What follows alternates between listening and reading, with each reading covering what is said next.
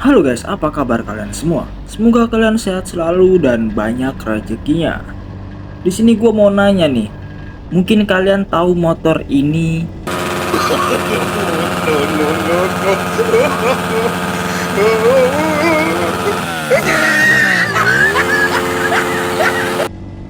Ini atau mobil ini. Tapi mungkin banyak dari kalian yang belum tahu siapa sosok di balik kendaraan merek Honda. Cerita ini akan mengajarkan kita bahwa kerja keras dan kedisiplinan akan membuahkan hasil yang diharapkan. So, tanpa berlama-lama langsung aja kita bahas videonya. Soichiro Honda dilahirkan pada tanggal 17 November 1906 di Shizuoka, Jepang. Anak dari Gie Honda dan Mika Honda. Ayahnya bekerja sebagai pandai besi dan bengkel sepeda, sementara ibunya adalah penenun kain. Bisa dibilang Soichiro Honda hidup di keluarga yang miskin. Masa kecil Honda sudah mencerminkan minat yang besar terhadap mesin, khususnya mesin mobil. Tapi meskipun cerdas, Honda terkenal sebagai seorang pelajar yang sering malas untuk pergi sekolah. Lalu, pada usia ke-16 tahun, ia memutuskan untuk tidak melanjutkan pendidikan formalnya karena merasa bahwa sekolah itu cuma buang-buang waktu aja. Ayahnya Gie Honda yang memahami ambisi anaknya lalu kemudian memperkenalkan kepada seorang temannya di Tokyo bernama Kashiwabara. Kashiwabara ini adalah seorang direktur bengkel mobil yang bernama Art. Lalu pada bulan Maret 1922, Soichiro Honda pergi ke Tokyo bersama ayahnya. Namun ia tidak langsung bekerja sebagai teknisi atau berhubungan langsung dengan mesin. Awalnya ia dijadikan cleaning service hingga menjadi pengasuh bayi anak dari direktur Art.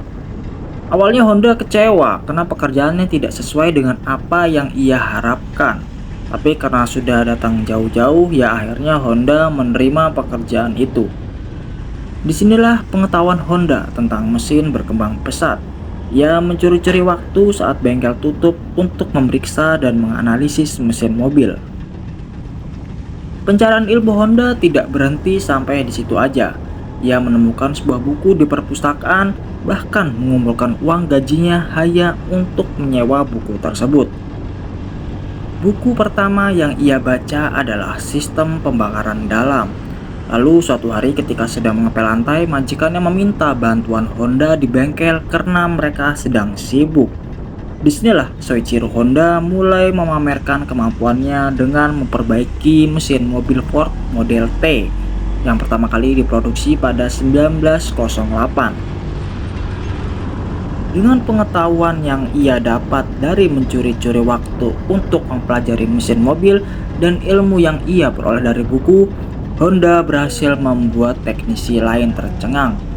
Ya, teknisi juga bingung dong karena pekerjaan Honda kan cleaning service. Kok tiba-tiba dia bisa nih benerin mobil? Padahal teknisi nggak pernah ngeliat kalau Honda ini pernah nyentuh mobil atau bongkar-bongkar mobil. Lalu pada usia ke-18 tahun ia pergi ke kota Morioka untuk memperbaiki mesin mobil. Karena masih sangat muda, orang yang menjemputnya bahkan meragukan kalau yang mereka jemput adalah seorang anak muda yang berusia belasan tahun. Namun Honda dengan santai menjawab, "Saya yang Anda maksud. Terima kasih telah menjemput saya." Anjay, sombong gak tuh? Kehebohan teknisi tak berhenti sampai di situ. Saat Honda mulai membongkar mobil, banyak yang tidak percaya bahwa ia mampu memasangnya kembali. Pada tahun 1928, Soichiro Honda menjadi kepala bengkel Art cabang Hamamatsu. Saat itu bengkel tersebut hanya memiliki satu karyawan. Tetapi dalam waktu 3 tahun, jumlah karyawannya telah meningkat hingga sekitar 50 orang.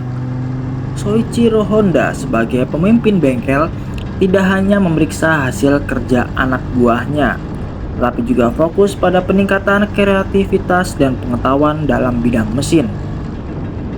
Meskipun terkenal galak dan keras, Soichiro Honda membedakan dua golongan karyawan, yang bertahan dan yang melarikan diri.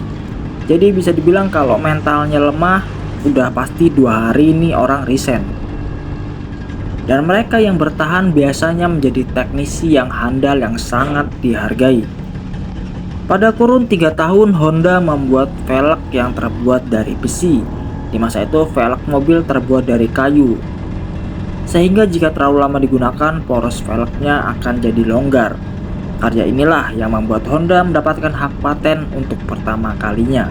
Lalu pada tahun 1933, Soichiro Honda membuat mobil balap dengan tangannya sendiri yang ia namakan Curtiss.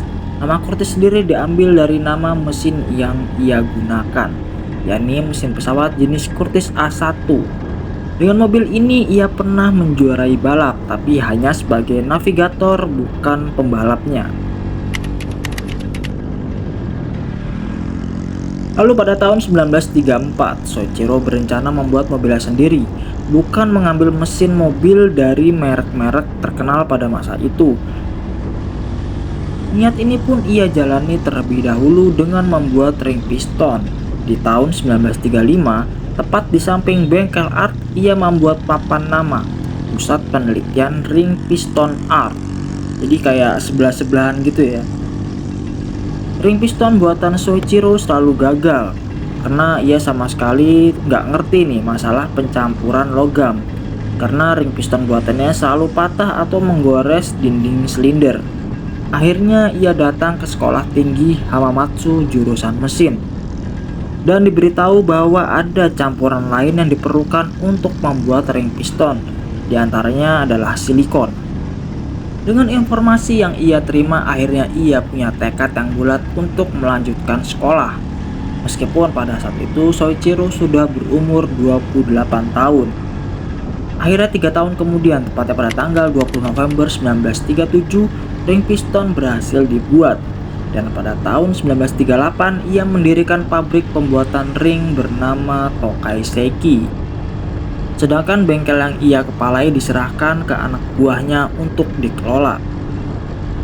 Bengkel yang ia dirikan akhirnya beroperasi secara resmi pada tahun 1941 setelah ada investor dari Toyota, perusahaan yang didirikan oleh Sakichi Toyoda. Menarik nih, apa perlu gua bahas soal Toyota juga nih? Coba tulis di kolom komentar ya. Lalu pada tahun 1945, saat Perang Dunia Kedua berkecamuk, bengkelnya kala itu hancur dibom oleh pihak sekutu. Setelah perang, Soichiro Honda merasa putus asa dan hampir menyerah. Ia bahkan tidak memiliki motivasi untuk bekerja apapun. Namun dalam masa sulitnya, ia melihat peluang di industri tekstil yang berkembang pesat. Meskipun ia mencoba mengembangkan mesin tenun canggih, usahanya harus terhenti karena kurangnya modal.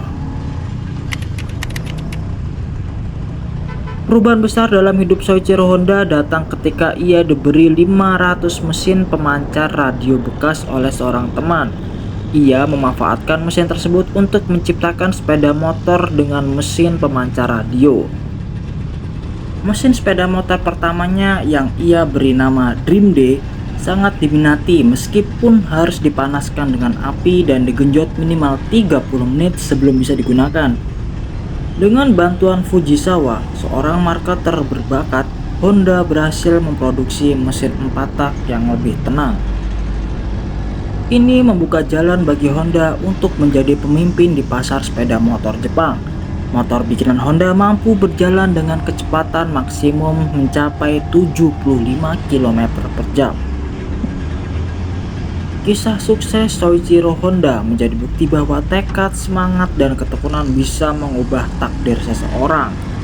Perusahaan Honda telah menjadi salah satu produsen otomotif terbesar di dunia, bersaing dengan Yamaha, Toyota, dan perusahaan otomotif terkenal lainnya.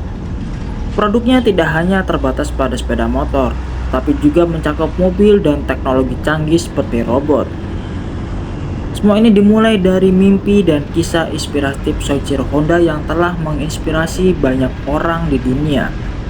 Nah, itu beberapa fakta sejarah tentang kendaraan merek Honda. Semoga video ini bermanfaat dan bisa menambah wawasan kalian semua. Terima kasih sudah menonton dan sampai jumpa di konten selanjutnya.